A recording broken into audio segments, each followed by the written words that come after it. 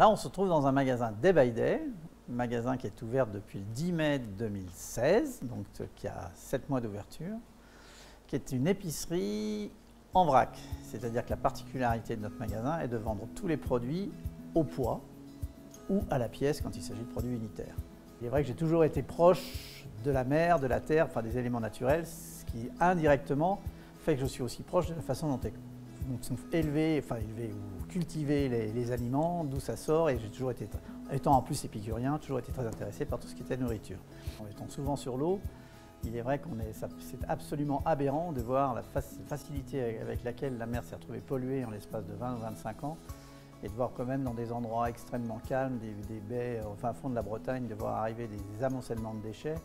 Et le tout, c'est d'essayer de voir de quelle façon on peut arriver à pousser les gens à être éduqués. Et ce qui fait très plaisir, c'est de voir que la majorité de notre clientèle qui est à fond et qui comprend ce type de langage sont des gens qui ont aujourd'hui entre 18 et 25-26 ans et qui sont vraiment, pour nous, les meilleurs porteurs de ce type de concept, de ce type de réflexion, quoi.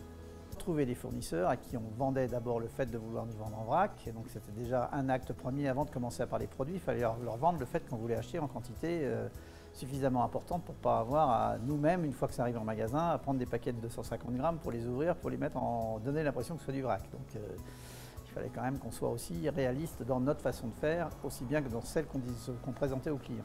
Parce que le fait qu'on ne paye pas l'emballage, l'encre qui est sur l'emballage, le marketing qui va autour, plus parfois même les suremballages, tout ça, ça a des coûts.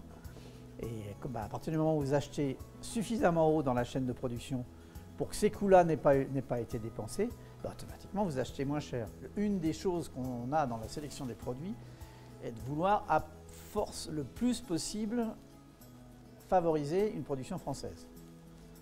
Il y a des choses qu'on ne trouve pas en France. C'est-à-dire que là, on voit des produits qui viennent, je ne sais pas quoi, là, de la mangue, ça ne pousse pas en France. Enfin, les amandes, il y en a très peu qui poussent en France, et les quelques amandiers qu'il y a en France, ils servent à la cosmétique. Avec le vrac, vous achetez la quantité dont vous avez besoin. Si vous voulez faire un peu de stock, vous faites du stock dans ce dont vous avez besoin. Vous n'êtes pas obligé d'acheter 3 kg de pâtes parce que vous bénéficiez d'un meilleur tarif et que ça vous encombre votre placard et que vous allez être obligé de manger des pâtes pendant 3 mois pour les vider. L'avantage du vrac, c'est que ça permet aussi d'éviter le gaspillage alimentaire. Je pense vraiment que le vrac est l'avenir, oui. Après, de dire que est-ce que tout le monde y acceptera, non, je pense que le vrac va prendre de plus en plus de place sur le marché. Le vrac a certaines limites, pas véritablement par le vrac lui-même, par le produit qu'on veut mettre en vrac. Aujourd'hui, on ne peut pas vous livrer les produits ménagers dans du verre. Pourtant, le verre, c'est un produit qui n'est rien de plus écologique que le verre. Bon, ça, c'est aussi, il faut faire évoluer les réglementations. Revenez avec des amis.